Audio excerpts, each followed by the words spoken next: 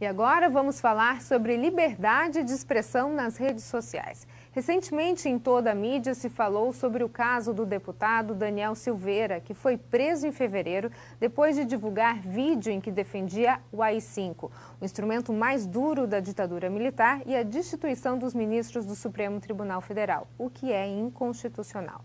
E para analisar o caso de acordo com a legislação, eu converso agora com o advogado especialista em direito digital, Dr. José Roberto Chiarella. Tudo bem, Chiarella? Seja bem-vindo, como vai? Bem, Roberto, obrigado pelo convite, a você que nos assistem. Foi um momento de grande discussão no cenário nacional, criou-se o precedente, de fato está criado, devemos voltar ainda a reaver e reanalisar isso no cenário nacional. A liberdade de expressão, a livre manifestação do pensamento, a ideia, ela é garantida pela Constituição. Quando o Supremo Tribunal Federal vem e traz isso com base na Lei de Segurança Nacional, que foi uma lei criada em 1983, lá na ditadura militar, ela traz esse ponto para estabelecer o flagrante delito através de um post no YouTube.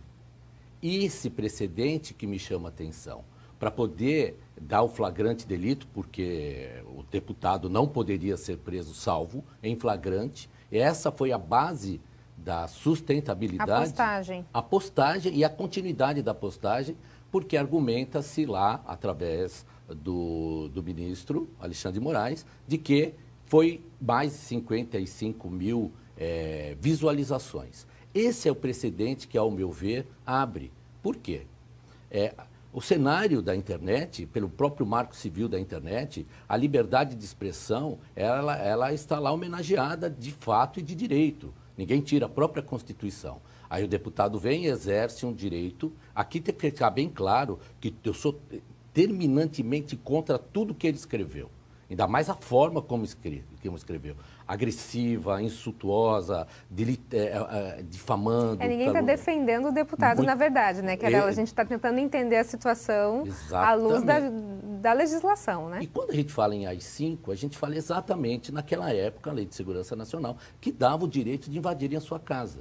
Aí o STF, guardado as suas proporções, ele faz a mesma coisa. O que ele faz? Ele, através de um inquérito, ele vai averiguar, ele vai denunciar, ele vai julgar e ele vai sentenciar. Então, eu preciso entender como isso funciona e guardar algumas... Porque se isso é através de uma rede social, através do YouTube, que é uma rede social, tudo aquilo que é postado, toda forma de manifestação, por exemplo, em governadores... trazerem à baila discussões e ofender o presidente da República. A briga que a gente vê, né? Dizendo que o presidente é um genocida, por exemplo, né? Que é um exemplo que foi visto, que é público, notório. É um flagrante continuado também, porque eu posso ter acessibilidade a qualquer momento nisso. Eu preciso entender muito bem isso e precisa a legislação se posicionar e o próprio STF se posicionar nesse sentido. A Câmara dos Deputados foi lá e ratificou os termos do STF, manteve o deputado, mas tentou logo em seguida uma modificação que não se conseguiu.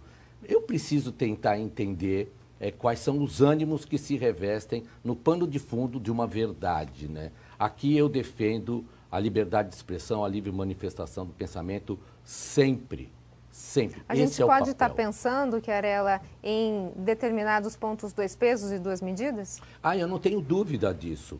Eu não tenho dúvida e eu acho mais que aqui, para você que está nos assistindo, é um pensamento muito pessoal, que existiu lá o poder de quem pode efetivamente exercer esse poder, dentro, óbvio, da limitação, né, e de todas essas divisões, o poder executivo, legislativo e judiciário. O judiciário, nesse particular, agiu para dar um belo puxão de orelha e falar, olha, vai servir de exemplo para os outros. Só que o deputado que está lá na Câmara, ele está lá sofrendo a mesma consequência do colega. Vai ter que ter uma limitação do que ele pode ou não falar.